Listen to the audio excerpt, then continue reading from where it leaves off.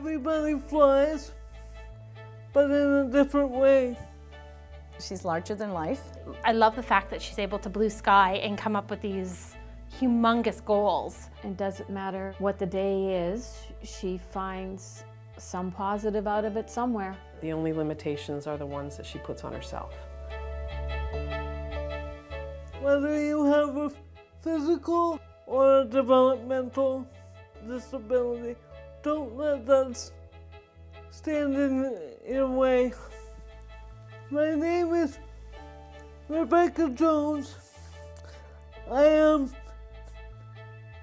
now 33 years old, and I live independently.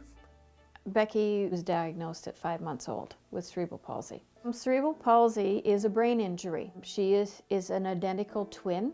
There was a connection in the umbilical cord when they carried. And Becky's twin sister took Becky's blood. With the lack of blood for Becky, the brain didn't get the oxygen. Becky, at the age of 18, moved out so that she could be on her own and learn to be on her own. I had no clue what independence really meant. I had a daughter that was extremely depressed. Her doctor was just medicating her for depression, not solving the problem. I used to be so sad and lonely. She really didn't have a life. She was isolated, she was lonely. It's hard to dream and to come up with goals for yourself if you're in a negative pattern of behavior. Maybe I was worthless because I had nothing to look forward to.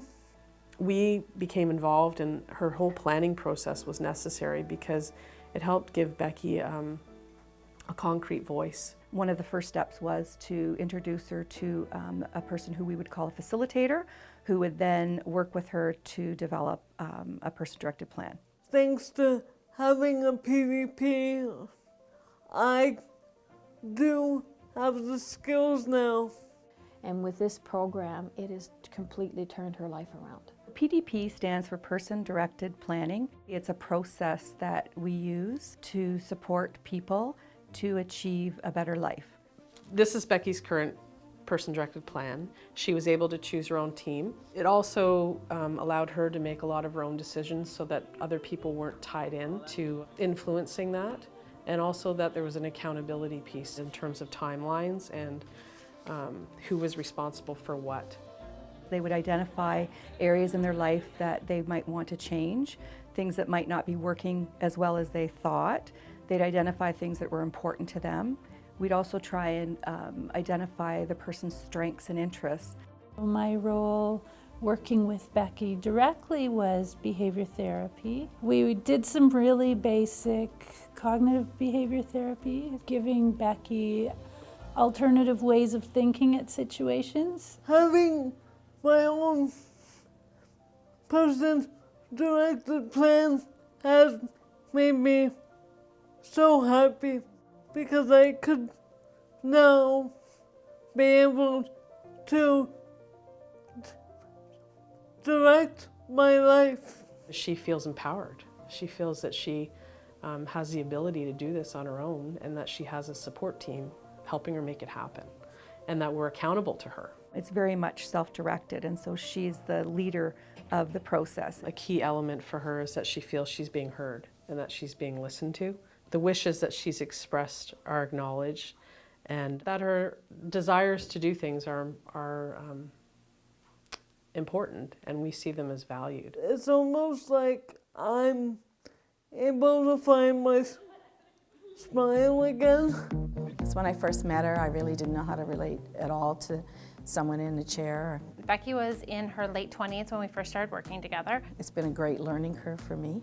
They asked if I'd want to work with Becky, and I said, sure, why not? I'm up for anything. I think anyone's overall happiness increases as they see themselves attaining goals. Now I'm out in the community, meeting new people. We've gone sailing. Actively involved with her church. She's going to concerts, she's taking art classes. We've gone swimming. Some of those swimming times have been awesome. You know, like you learn and you grow and you develop and you change. Anything is possible You just have to trust the person that is with you. Trust that they will be reliable and not let you fail. When she started coming to the Bible study, she suggested that we put a ramp at one of the doors.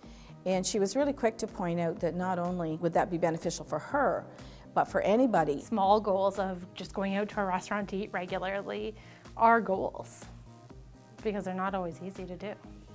Just allowing her to have that voice and the ability to make her own decisions with what she wants to do with her life has added greatly to her happiness. She's just become a happier person. Some people think they can't overcome. Well, they can, but they just need to learn how. I've seen the change. When I first started working with her, she didn't have a voice of her own. She follows her one-page profile that we have in her apartment. I would like to think that this process did play a big role in supporting her to make changes. Because of people like community living, I can now see myself out of the box. She's no different than you or I. The plan helped her direct where she wanted to be and where she needed to go. Every time we get together, she has a very positive outlook and attitude. She lives a life of dependence, but she lives a life of joy, and that's inspiring. You know, I met Becky years ago before I ever became her worker, and even then she had such a fervor and passion for life. She has to put her trust in people every day. Becky had come up with her own catchphrase and her own slogan. Labels belong on cans, not on people. I would want to challenge any support worker to try to use the planning tool. Many people, just because they see someone sitting, they think they can't do what other people can do. Why would you want to miss out on an opportunity to have the chance to help change someone's life?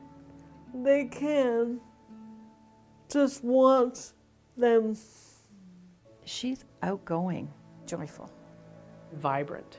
A dreamer. Becky's a brave person. Happy. I think it's happy. I do the same things you do. I eat the same food. And I dare say, I breathe the same air. And have the same heart as any other. Take the chair away. And I'm standing just like you are.